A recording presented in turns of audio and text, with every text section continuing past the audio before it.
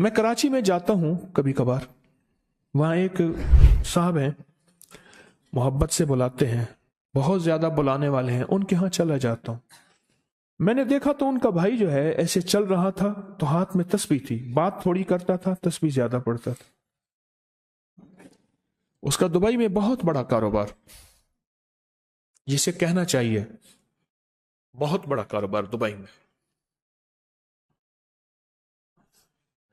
کہنے لگا گاڑی میں جا رہا تھا،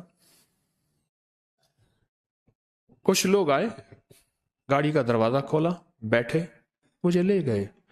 پھر میرے گھر والوں کو مہینوں پتہ نہ چلا، اور اس کے بعد بڑی اذیتوں کے بعد میں چھوٹا۔ اب وہاں بیٹھ کے پھر اللہ ہی تھا تنہائی میں، اور تو کچھ تھا ہی نہیں۔ کہا کہ وہ اللہ سے ذکر کرنے اور باتیں کرنے کی ایسی کوئی مجھے عادت سی پڑ گئی ہے، اب لوگ مجھے کہتے ہیں کہ آپ جیل کی اذیتوں کی وجہ سے خاموش ہو گئے ہیں۔ میں لوگوں کو لاکھ کہتا ہوں، نہیں، وہ مانتے نہیں۔ جیسے نا بندہ کوئی غم کی وجہ سے بعض اوقات نا چپ ہو جاتا ہے، وہ کیوں کہتے ہیں؟ اسے چپ لگ گئی ہے، خاموش ہو گیا ہے۔ کہا کہ میں لوگوں کو کہتا ہوں نہیں، میں جیل کی وجہ سے خاموش نہیں ہوں۔ اس قید نے، اس جیل نے میرے اوپر جو آزمائش بھیجی ہے، اس قید نے اور جیل نے میرے اوپر جو آزمائش بھیجی ہے، اور میں پھر وہاں ذکر کا عادی بنا، دعاؤں کا عادی بنا، تسبیح کا عادی بنا، اعمال کا عادی بنا، اور وہ عادت سی پڑ گئی ہے، اور وہ عادت سی ایسی پڑی ہے کہ بس سارا دن اب اسی میں لگا رہتا ہوں، سارا دن اب اسی ذکر میں اور اسی یاد میں لگا رہتا ہوں۔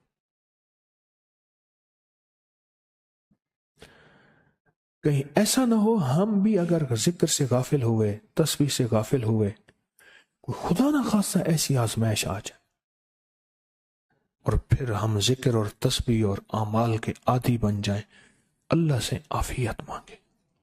اور اگر ہماری زبانوں پہ تسبیح ذکر آ گیا ہے عافیت کے دنوں میں، تو سمجھ لیں یہ اس کی عطا ہے، یہ اس کی نعمت ہے، یہ اس کی کریمی ہے، یہ اس کا فضل ہے۔ اس نے بہت بڑی آزمائش سے پہلے ہمارے اوپر اتنا کرم کر دیا، اس کا بہت بڑا کرم ہے۔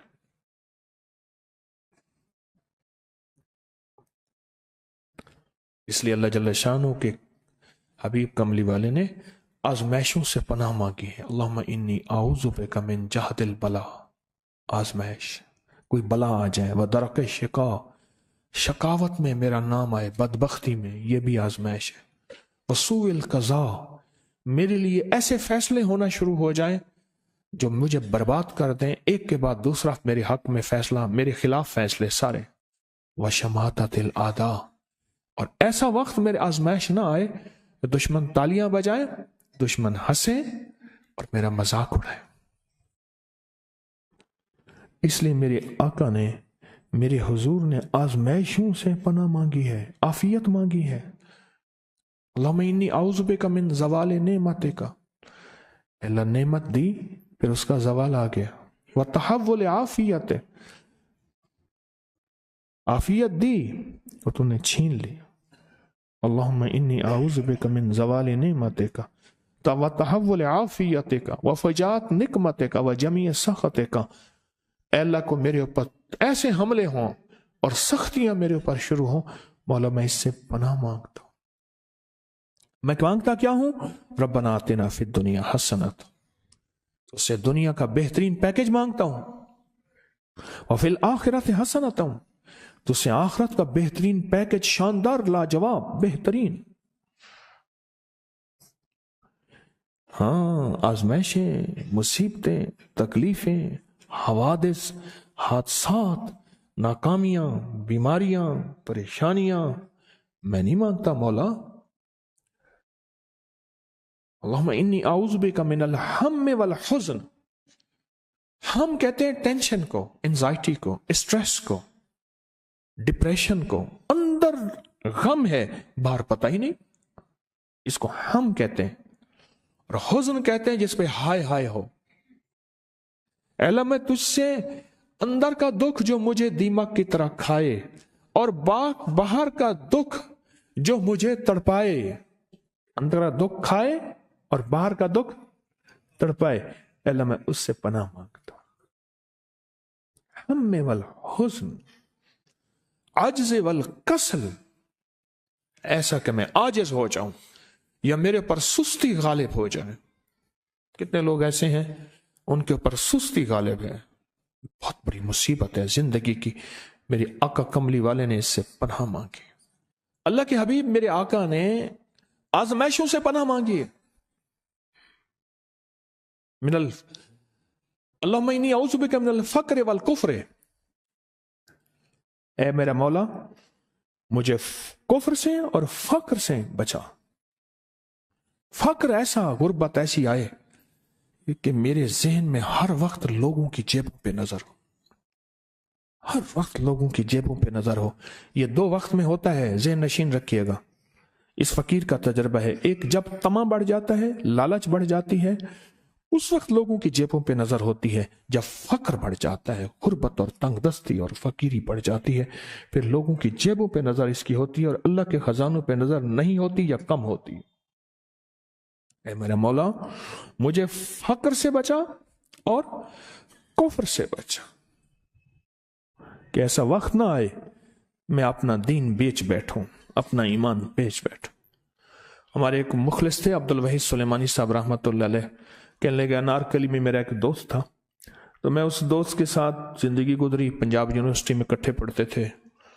تو پھر پتہ چلا کہ وہ بہت مالدار ہو گیا، اسلام آباد کے ایک بہت بڑے سیکٹر میں گیا تو اس کا گھر دیکھا، گاڑیاں، بڑا گھر، اور یہاں اس کے پاس ایک پرانی سی پتلون ہوتی تھی اور غربت ہوتی تھی، اور انارکلی کے کسی اوپر چبارے کے کسی کمرہ لیا ہوا تھا۔ تو میں نے اس کا نام لے کے پوچھا یہ کیا؟ اس نے ایسے سینے پہ ہاتھ رکھ کے کہا بس یہی بیچا ہے، اب باقی سب ٹھیک ہے، سینے پہ ایمان بیچا ہے، سب کچھ مل گیا۔ اللہ میرے پر وہ وقت نہ لا جب میرے اوپر فقر غالب آ جائے یا کفر آ جائے۔ میری آقا کملی والے نے آزمائشوں سے پناہ مانگی، اور آپ حضرات کتنے خوش قسمت ہیں، اس کی شان کریمی اللہ نے آزمائشوں سے بچایا، اور انشاءاللہ ان نام کی برکتوں سے، ان دعاؤں کی برکتوں سے، ان تسبیحوں کی برکتوں سے، اس اللہ کے نام لینے کی برکت سے انشاءاللہ اللہ اور آزمائشوں سے بچائے گا۔ اللہ نے بغیر آزمائشوں کے ہمیں اپنا نام دے دیا، اپنے نام کی تسبیح دے دی، اپنا ذکر دے دیا، اپنی یادیں دے دی۔ کسی جگہ منہ سے اللہ نکل جاتا ہے، کہیں رحمان نکل جاتا ہے، کہیں بسم اللہ نکل جاتا ہے۔ ابو عبداللہ مغربی فرماتے ہیں میں نے رسول اللہ صلی اللہ علیہ وسلم کو خواب میں دیکھا، عرض کیا مجھے اللہ سے ایک حاجت ہے، کس وسیلے سے دعا مانگوں؟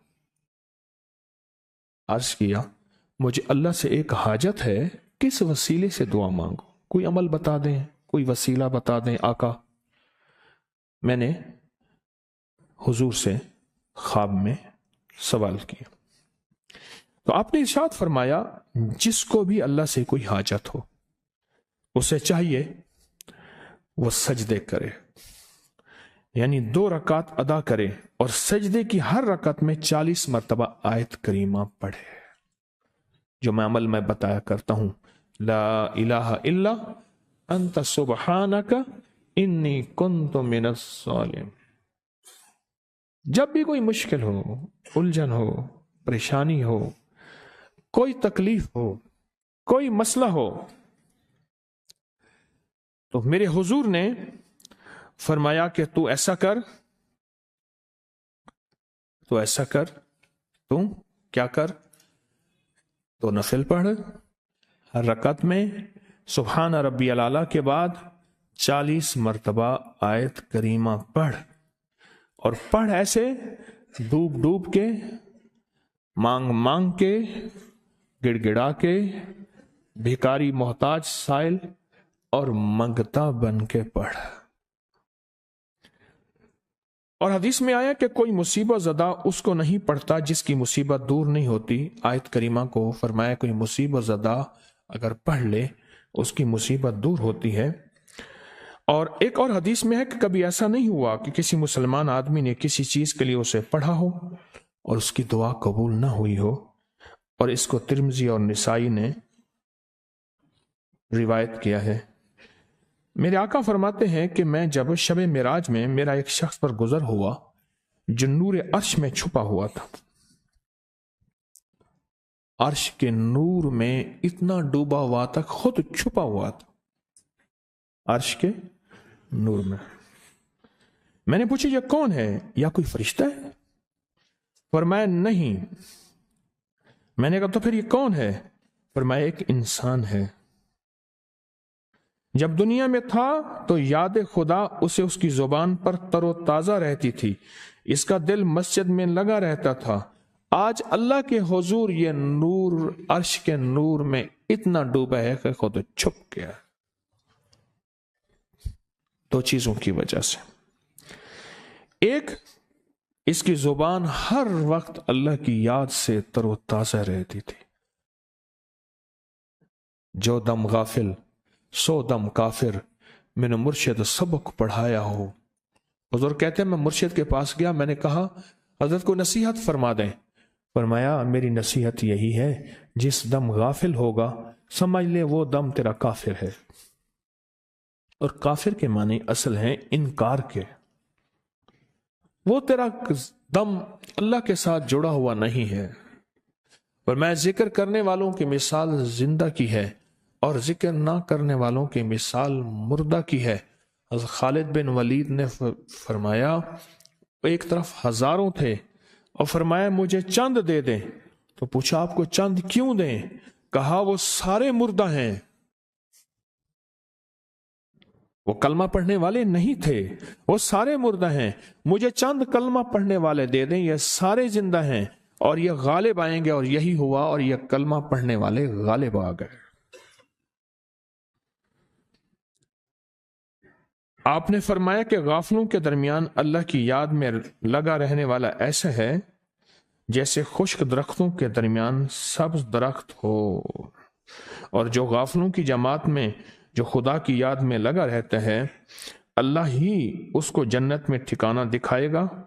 اس ویڈیو کو لائک اور شیئر کریں، اب کری یوٹیوب چینل کو سبسکرائب کریں اور روزانہ زیادہ سے زیادہ سبسکرائب کروائیں۔ آپ دوسروں کے لیے صدقہ جاریہ بنیں گے، اللہ پہلے آپ کے دکھ ڈالے گا۔